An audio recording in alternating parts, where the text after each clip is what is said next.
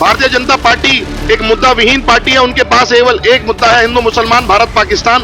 वादे केंद्र सरकार ने किए हो, 2 करोड़ नौकरी का वादा हो, उत्तर प्रदेश सरकार ने वादे किए गए हो, 67 पेपर लीक के मुद्दे हुए हो, जो भर्तियां हैं उनके पेपर लीक के मुद्दे हुए हैं, तो युवा उब चुका है। तो आ चुका है उत्तर प्रदेश में। 2027 में क्या आएगा, 2024 में बदलाव आ चुका है भाई। 44 सीट विपक्ष के पास है, 262 विधानसभाएं विपक्ष के पास है, तो बदलाव आ चुका है। इस बदलाव को हमें सस्टेन करना है, मेंटेन करना है और अपनी जो सरकार है उसको रीगेन करना है। जय हिंद दोस्तों, स्वागत करता हूं आपका अपने चैनल न्यूज इंडिया फर्स्ट पर। मैं आपके साथ गुलजार अली अपने सहयोगी शादाब खान के साथ इस समय मौजूद हैं गढ़मुक्तेश्वर विधानसभा 60 के स्थान ग्राम पंचायत सेहल में, जहां पीडीएफ पंचायत हुई है। वहीं पहुंचे हैं गढ़मुक्तेश्वर विधानसभा 60 से भावी प्रत्याशी उम्मीदवार सुधीर चौहान जी। इनसे भी बात करना चाहेंगे पीडीएफ पंचायत का मुख्य उद्देश्य आज ग्राम पंचायत सेहल में क्या रहा। देखिए, ग्राम सभा सेहल में विधानसभा 60 गढ़मुक्तेश्वर में आज पीडीएफ पंचायत का आयोजन किया। उद्देश्य स्पष्ट था कि जो हमारे अनुसूचित जाति जनजाति और जितने भी लोग हैं उनको बिठाकर एक बार संवाद स्थापित करें और जो समाज की इनकी परेशानियां, सर्व समाज में परेशानी है, लेकिन इनकी परेशानी सबसे ज्यादा है क्योंकि जो पद या जो कार्य इनके लिए आरक्षित है, उन पदों और कार्यों में भी कहीं ना कहीं भारतीय जनता पार्टी ने हस्तक्षेप कर दिया है। जो सरकारी नौकरी इस समाज को मिला करती थी, कहीं ना कहीं उसको कॉन्ट्रैक्चुअल नौकरी में कन्वर्ट कर दिया है और जो सैलरी जो डायरेक्ट इनको मिलनी चाहिए उसमें 33% सैलरी कॉन्ट्रैक्ट के रूप में कॉन्ट्रैक्टर अपने घर लेके जा रहे हैं।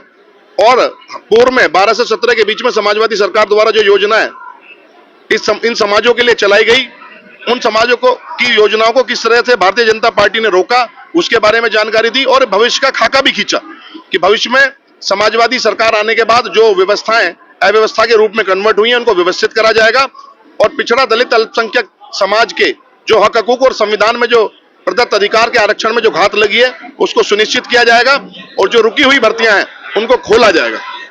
सर, जैसा कि आगामी चुनाव 2027 में है और यहाँ पीडीएफ पंचायत आज ग्राम पंचायत सेहल में हुई है, क्या आगे के भी 2027 चुनावों को लेकर के भी कुछ रणनीतियां बनाई गई? ये रणनीति तो है, हम चुनावी वर्ष में है और सेहल हमारी विधानसभा का साना विधानसभा से मिला हुआ आखिरी गांव है और अच्छी बात है कि हम अभी से उन और कोर पर पहुंचने की कोशिश कर रहे हैं जो अछूते रह जाते हैं।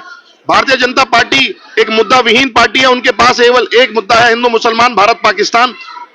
हमारे पास जनता से जुड़े हजारों मुद्दे हैं जो इस सरकार द्वारा जो परेशानियां पैदा की गई हैं, जो आरक्षण छीना गया है और प्रत्येक व्यक्ति तक हमें पहुंचना पड़ेगा क्योंकि इन्होंने झूठे भरमाकर, झूठे वादे कर झूठे मुद्दों को जनता के बीच में इम्प्लांट कर कहीं ना कहीं ऐसी खाई समाज में जाति के आधार पर, धर्म के आधार पर पैदा की है कि अपने घर में बैठे बैठे वोट लेने का जो इनका तरीका हो गया है, इसको तोड़ना पड़ेगा। इसको चक्र को तोड़ने के लिए जनता से सीधा संवाद, जनता के बीच पहुंचना, जनता से मिलना, अपनी पॉलिसी को बताना, उनके हक जो मार के लिए उनको गिनवा दिया और जो भविष्य में उनके हक हम देंगे उनको बताना, यही हमारा क्रियाक्रम जारी रहेगा पूरे 150 गांव विधानसभा 60 गढ़मुक्तेश्वर में। सर, जैसा कि यहाँ पीडीएफ पंचायत हो या फिर सदस्यता ग्रहण हो, उसमें लगातार युवा और लोग जुड़ रहे हैं, तो आज भी यहाँ पर पीडीएफ पंचायत जो की गई है ग्राम पंचायत सेहल में, इसमें भी लोगों ने सदस्यता ग्रहण करी है। बता सकते हैं कितने लोग? देखिए, सदस्यता ग्रहण का एक सिलसिला जो अभी 3 दिन पहले शुरू हुआ था, ये विधानसभा 60 गढ़मुक्तेश्वर में हम नहीं रुकेगा। वो युवा जिसके साथ वादे किए गए, वादे केंद्र सरकार ने किए हो, 2 करोड़ नौकरी का वादा हो, उत्तर प्रदेश सरकार ने वादे किए गए हो, 67 पेपर लीक के मुद्दे हुए हो, जो भर्तियां हैं उनके पेपर लीक के मुद्दे हुए हैं, तो युवा उब चुका है।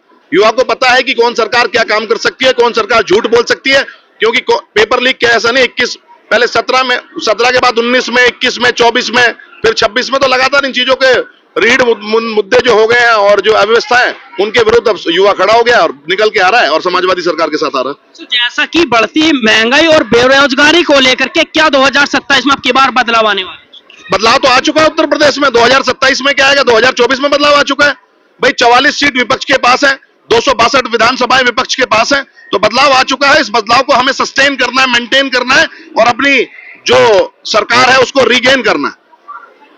बदलाव तो है, 36 सीट हमारे पास है, 6 सीट कांग्रेस के पास है, एक अपना दल के पास, एक आजाद समाजवादी समाज के पास है, तो 44 सीटों पे विपक्ष काबिज है और ये सत्ता विश्वास जनता का खो चुकी है 2024 में उत्तर प्रदेश। कि सरकार 2027 में 300 प्लस का नारा पार होगा और समाजवादी की सरकार बनेगी। जैसे कि समाजवादी पार्टी के कार्यक्रमों में भी जनता का जनसैलाब देखने के लिए मिलता है, लेकिन ऐसा क्या रहता है जो समाजवादी पार्टी अपनी सरकार नहीं बना पा रही? पुरानी बात कर रहे हैं, आप 2022 की बात कर रहे हैं। 2024 में हम इसको परिणाम में कन्वर्ट कर चुके हैं, हमें अब रिटेन करना है। इस सरकार को ये भ्रांति है, ये सरकार हार नहीं सकती।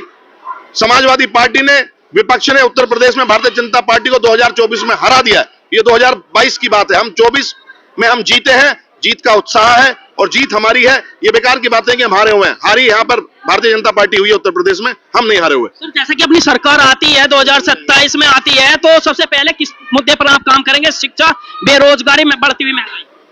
बिल्कुल स्पष्ट है, आरक्षण में जो घोटाला है उसकी उजागर करेंगे, भर्तियों में जो आरक्षण दिया जाना है उसकी बात होगी, रोजगार की बात होगी, पुलिसिंग जो फेयर है उसकी बात होगी, मजदूर किसान की बात होगी, जो गन्ना किसानों की बात होगी, और वो सारे महत्वपूर्ण मुद्दे जो आज अव्यवस्था के रूप में है वो व्यवस्था के रूप में कन्वर्ट होंगे और बदलाव निश्चित है।